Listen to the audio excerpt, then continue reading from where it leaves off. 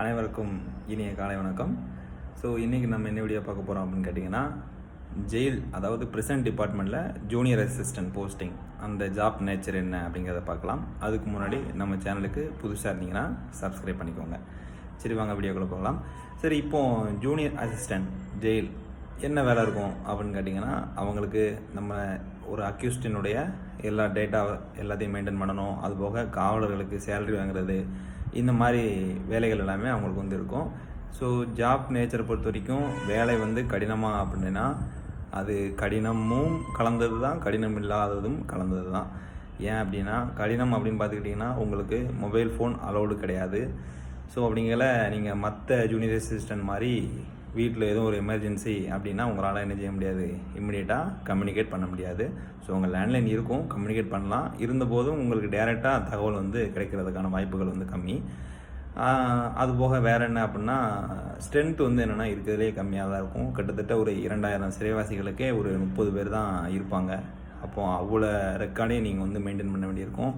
நிறையா டிபார்ட்மெண்ட் இருக்குது ப்ரிசன்லேயே.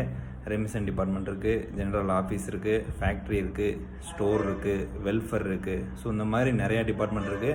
அதில் வந்து ரெமிஷன் டிபார்ட்மெண்ட் வந்து என்னென்னா இருக்கிறதுலே கொஞ்சம் கஷ்டமான வேலை. ஸோ உங்களுக்கு சப்போஸ் ப்ரிசன்ட் டிபார்ட்மெண்ட் தான் கிடைக்குது அப்படின்னா ரெமிஷன் டிபார்ட்மெண்ட் எடுக்காதீங்க. ரெமிஷன் டிபார்ட்மெண்ட் எடுத்திங்கன்னா வேலை வந்து குறைஞ்சது ஒரு 9 மணி நேரம் ஆகும் டெய்லி.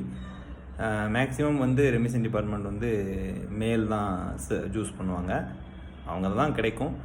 அதனால் மேல் கேண்டிடேட்டாக இருந்தீங்கன்னா கண்டிப்பாக 9 மணி மினிமம் ஆகலாம். ஓகேயா? ஸோ நீங்கள் கொஞ்சம் பார்த்துக்கோங்க. நெக்ஸ்ட்டு என்ன அப்படின்னா, மற்ற டியூட்டி எல்லாமே பிரச்சனை இல்லை. பொதுவாக பார்த்துக்கிட்டிங்கன்னா ஃபீமேல் கேண்டிடேட்டுக்கு பொறுத்த வரைக்கும் இந்த ப்ரிசனில் வேலை டைமிங் எவ்வளோன்னாங்க கம்மி தான். ஸோ அவங்க வந்து 6 o'clock வந்து ரிட்டர்ன் பேக் டு ஹோம், வீட்டுக்கு போயிடுவாங்க. காலையில் ஒரு 10 மணிக்கு எல்லாருமே என்ட்ரி ஆயிடுவாங்க.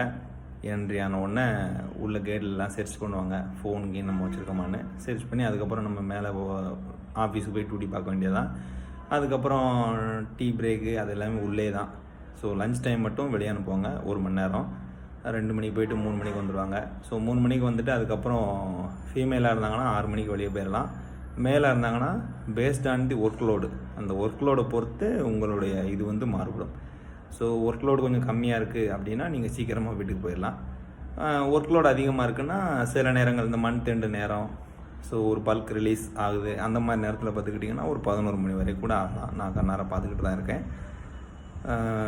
இது போன்ற பல்வேறு வீடியோக்கள் வந்து நான் கொடுக்குறேன். ஒவ்வொரு டிபார்ட்மெண்ட் ஜூனியர் அசிஸ்டன்ட் எப்படி எல்லாமே பார்த்து சொல்கிறேன். நம்ம சேனலுக்கு சப்ஸ்கிரைப் பண்ணுங்கள், உங்கள் ஃப்ரெண்ட்ஸ் எல்லாத்துக்கும் ஷேர் பண்ணுங்கள். நன்றி, வணக்கம்.